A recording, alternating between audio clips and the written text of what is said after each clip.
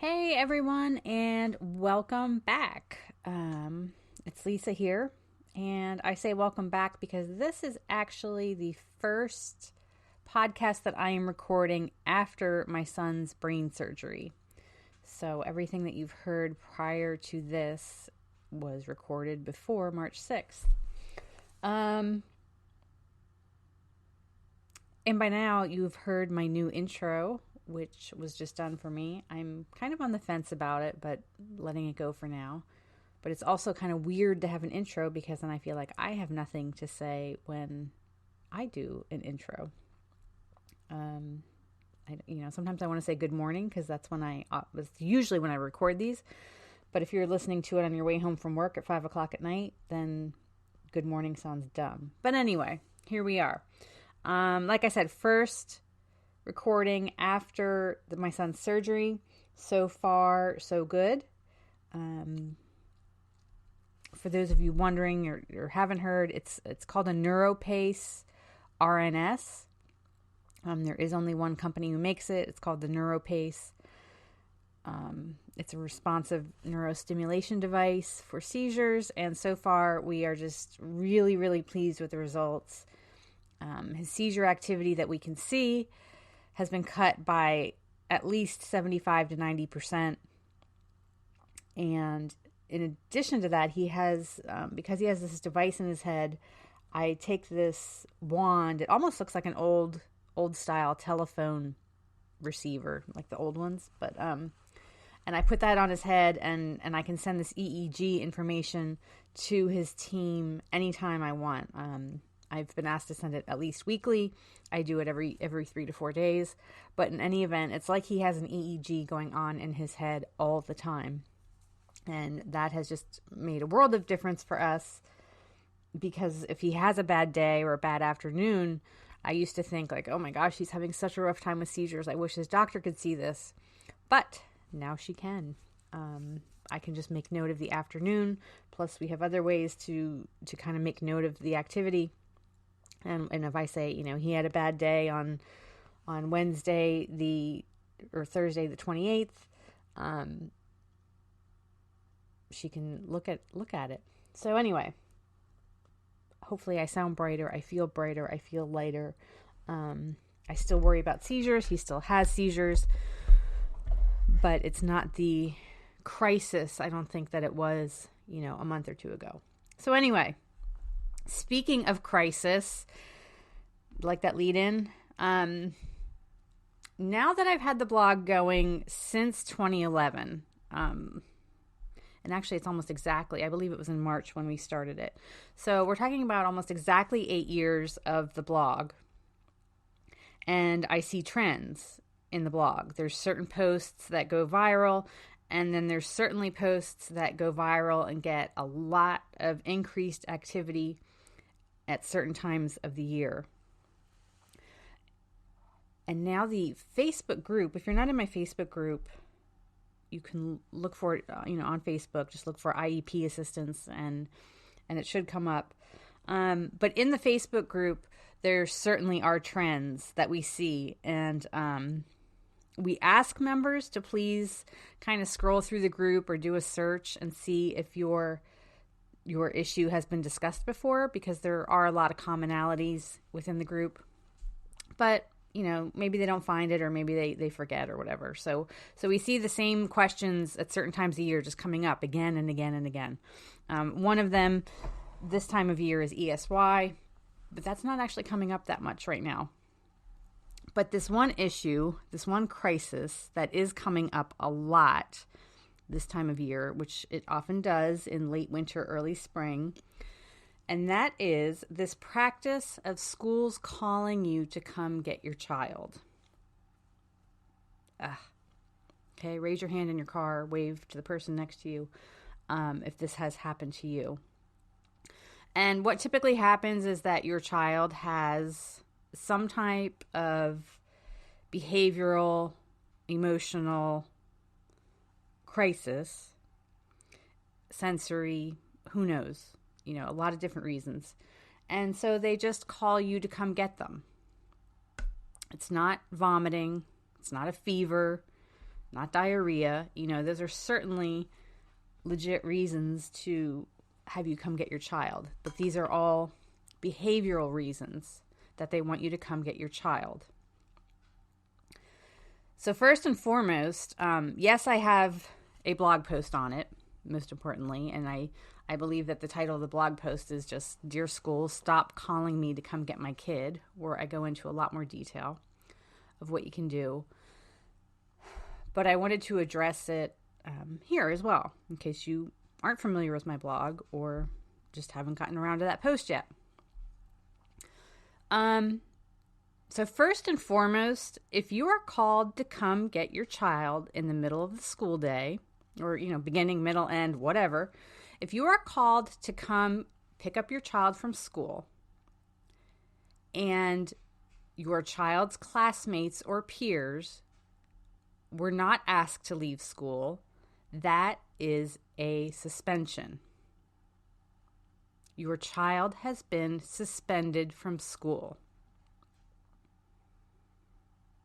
Okay, I'm going to let that sink in for just a second, only because I get so much pushback on this from parents. And they say, oh, no. They said he's not suspended. They just want me to come get him because he was acting out, or because he did this, or because he did that. Okay, no, your child has been suspended. No. They didn't have me do the suspension paperwork. They said they weren't counting it as a suspension. Let me say it again. Your child has been suspended. They have. It doesn't matter what they call it. It doesn't matter what they tell you. It doesn't matter what paperwork they do or don't have you fill out. Your child was asked to be removed from school, and his peers were not. It says directly in the code. Now remember, I'm not a lawyer, and I don't play one on the internet. But I do have the link to the IDEA code linked in my blog post about this. Directly from the IDEA code, it says, for purposes of removals of a child with a disability from the child's current educational placement. And it gives the code numbers 300-530 through 535. A change of placement occurs if, okay, your child's placement has been changed. If only for 2 hours, if only for 1 hour, if only for half a day, your child's placement was changed. They were asked to leave their current placement regardless of what the setting was. It doesn't matter if they're in gen ed all day with supports or pull out or resource or, autistic support classrooms, whatever. Wherever they were in a placement and their placement was changed. They asked you to come and get the child, and school was still going on. Now, because of No Child Left Behind, even though it's not No Child Left Behind anymore, it's ESSA. But when No Child Left Behind was enacted, a lot of different things occurred, and a lot of, especially when it came to collecting data. In particular, that's really when truancy, when schools had to really report truancy and absences and things like that, as well as suspensions. So schools are required to report when they suspend a child. And of course, in a perfect world, if we had a better leader at the Department of Education, the Department of Education would look for trends in this data, because we know for a fact that children who are minorities and children who have disabilities are suspended at rates that are incredibly disproportionate to their percentage of the population. And I could rant about that all day, and I won't. I'll stop. But in any event, schools are required to report suspensions. So what do? They just call you and say, oh, can you come get your kid? He's having a really hard day. We need you to come get him. And they say, oh, no, we're not going to count it as a suspension. Oh, no, you don't have to fill out any paperwork. Because they're avoiding reporting this. It kind of lets them off scot-free. They don't want to deal with the problem. It's just a very reactionary solution to behavior problems. If your child, and everybody has a bad day, I realize even with the best behavior plans and with the best FBAs and behavior plans that are being implemented, with fidelity, everybody's going to have a bad day, right? That's possible. But if your child if you're repeatedly being called to come get your child at school, then they either need a new FBA or they need an FBA and behavior plan, or the one that they currently have isn't working. And that needs to be revised, because if it was working, they wouldn't need you to come get your child all the time. The whole idea is to improve behavior, not like, oh, we're going to have this behavior plan, but then if your kid acts up, we're just going to send them home. For all of us, kids, adults, being sent home is a reward, right? Yay, I get to go home. So your child is going to become more behind academically. If they already have learning disabilities and developmental disabilities and things that they're behind their peers in schoolwork, sending them home, even for an hour, half a day, whatever, they're going to become more behind because they're going to miss that day's work. And it's a reward, right? Going home and not being at school is a reward. So what the child then learns is, that's a behavior plan. It's not necessarily a very good one, but the behavior plan is I act out, I go home. So why wouldn't you act out more? When you act out, you get to go home. If school is stressful for you, if you have trouble coping, you don't have the skills to kind of manage these things in your head and in your classroom, you just act out and they'll send you home. So it is a behavior plan. That's what you're teaching. So what can you do? School keeps calling you. First of all, you can refuse to pick up your child. No, I'm not coming to get him. Now, of course, go with your gut. If your child is truly suffering, and sometimes we all need a mental health day, know your child, and give them that respite and that break if they need it. But if it's happening repeatedly, I would make it very clear that you're not going to come get them. And if you do go get them, go to the office, sign them out just as if you were signing them out for a dentist appointment, and under reason, put school asked me to come pick up child. Because if this happens repeatedly, then they owe you comp ed. There are folks in our group, in our Facebook group, and I've had clients whom this has happened literally dozens of times over a school year. And parents they knew that this probably wasn't right, or, their gut was telling them something was up, but they didn't know how to pursue the issue. So they were just going and getting the child. And then before you know it, I had one client who literally missed 22 days of a school year because he had behaviors, no behavior plan in place. He had behaviors, no behavior plan in place, and was sent home 22 days. And that's, Pennsylvania requires 180. So you're talking about more than 10% of his school year was missed because the school just didn't want to deal with his behaviors. It turned out, obviously, to be a huge child find issue because they neglected to do an FBA and behavior plan when clearly they recognized that there were behaviors. Okay, I don't want my child at school if he's hurting and sick and anxious.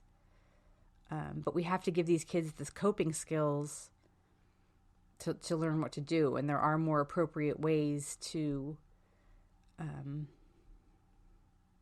handle this other than just being sent home. We all have tough times at work. And somehow we power through. And sometimes we take a mental health day.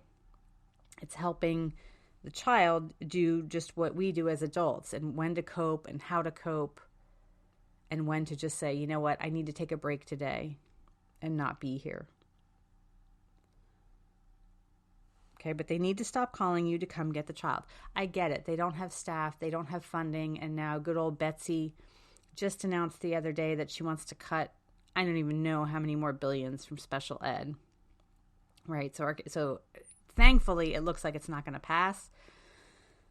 But the current administration is not a supporter of special education. They've made that very clear. So for the moment, things are not going to get better for our kids. They're certainly not going to get any additional funding. Hopefully, they'll at least be able to maintain the funding that they have. But I get it. They don't have enough staff to deal with all these things, but they have to. So we can't force change, and it's uncomfortable, but we can't force change unless, we force change. I understand that teachers and administrators are struggling with limited resources, but, we all have to be creative and think about how we're going to handle these situations. So hopefully that helps you. Again, in the spring, like now we're at the end of March, beginning of April, and it's kind of like, all bets are off at this point. Like the honeymoon's over. There's no honeymoon period as far as, the beginning of the school year or new teacher and new staff. Everybody feels comfortable around each other.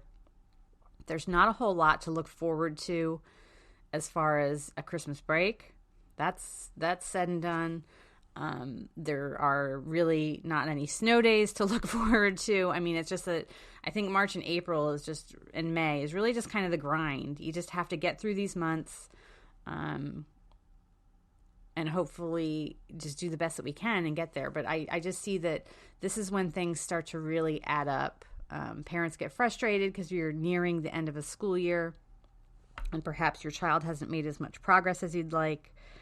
And so on and so on. But it just seems that a lot of these issues just really come to a head in spring and start to I just feel as an advocate, my phone just rings off the hook and I'm just putting out fires all over the place and attending manifestation hearings all over the place, because of this time of year. Certainly much more so than in September. Okay. So again, if you go to the blog, and I think it's just Dear School, Stop Calling Me is the name of the post on adayinourshoes.com. I have links there of exactly step-by-step how to handle it, but you want to handle it as if it was just a suspension, and you want to request in writing an FBA and behavior plan, or you want to request that the team meet to discuss the existing FBA and behavior plan, because obviously it's not working. And, involve your child. What's bothering them? What would work for them? What could help them? We need to listen to our kids more as far as what they want. I also have, I know I have in that blog post a great video clip from Ross Green. So definitely watch that. He's fantastic as far as kids and behavior, because his overall, I think, theme is that kids do well when they can. So let's help our kids do well. Okay, that is all I have for today on your school calling you to come pick up your child. If it's been a lot of days and you want to ask for comp ed, reach out to an attorney, find an advocate, because our kids need more assistance. We know that. That's why they have IEPs. They need more assistance than the average kid, and when we send them home, they're getting less. Okay, have a great rest of your day, and I will talk to you again soon. Bye-bye.